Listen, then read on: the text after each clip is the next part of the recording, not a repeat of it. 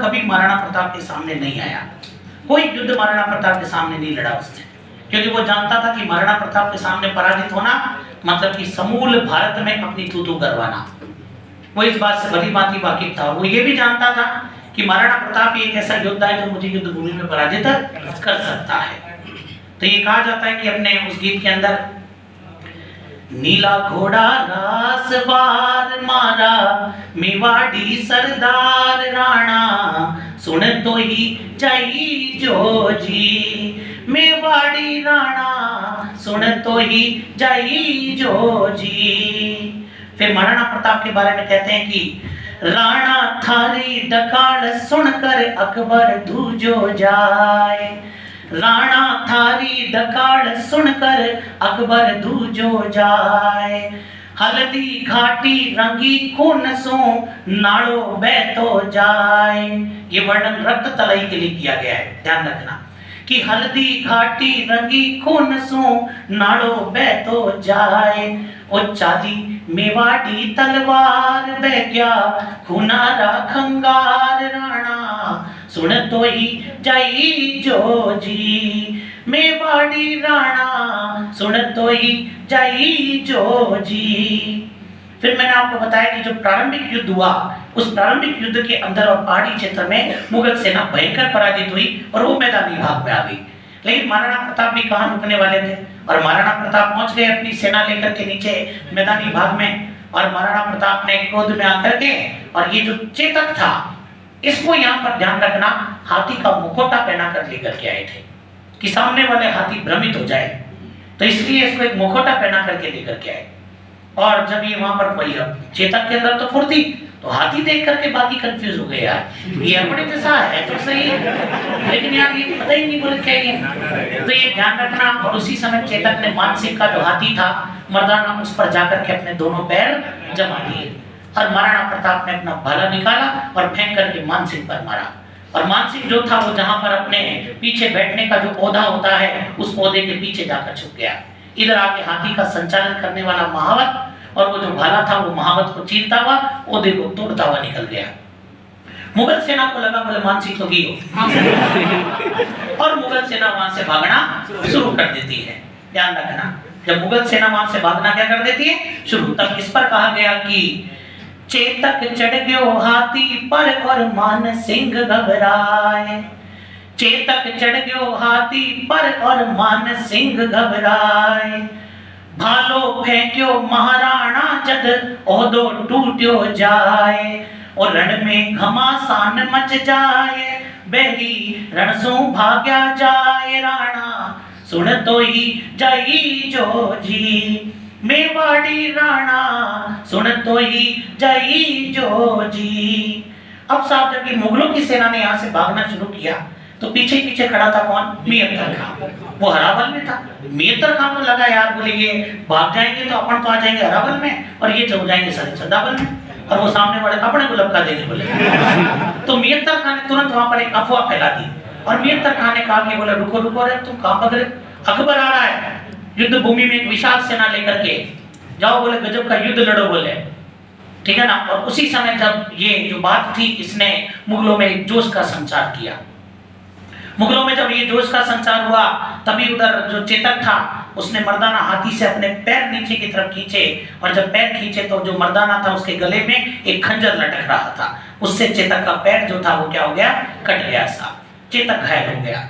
जब चेतक घायल हुआ तो महाराणा प्रताप जो चेतक से अपेक्षा करते थे वो अपेक्षा पूरी नहीं हो पा रही थी। जब ये स्थिति वहां पर बनी तो उसी समय कहते हैं कि साहब, और ये जो सादरी पाली का झाला बीदा था, उधर मुगल सैनिकों ने इसका लाभ उठा लिया और महाराणा प्रताप को चारों तरफ से घेर दिया। तभी झाला बीदा ने देखा कि महाराणा प्रताप संकट में है, और वो झाला बीदा महाराणा प्रताप के पास में गया और महाराणा प्रताप को जाकर के कहा कि महाराणा आप ये अपना राजमुकुट मुझे दीजिए, आप युद्ध भूमि छोड़ करके चले जाइए, मैं युद्ध का नेतृत्व करूंगा। महाराणा प्रताप ने कहा राजपूत को शोभा नहीं देता है कि युद्ध भूमि छोड़कर चले जाएं। तब झाला बीदा ने कहा कि महाराणा आपका जीवित रहना भी आवश्यक है, अभी मेवाड़ मुगलों से मुक्त नहीं हुआ है, अगर मेवाड़ के चप्पे चप्पे को मुगलों से मुक्त करवाना है तो आपको जीवित रहना जरूरी है, समझिए आप, अभी मेवाड़ को आपकी आवश्यकता है, वापस लौट जाइए आप। झाला बीदा के काफी समझाने पर और महाराणा प्रताप वापस लौटे। तब झाला बीदा का भी वृत्तांत यहाँ पर प्रस्तुत किया गया कि झालो गयो सुरगा माही पातल लोह लवाए। पातल लोह का मतलब कवच और मुकुट। झालो गयो सुरगा माही पातल लोह लवाए।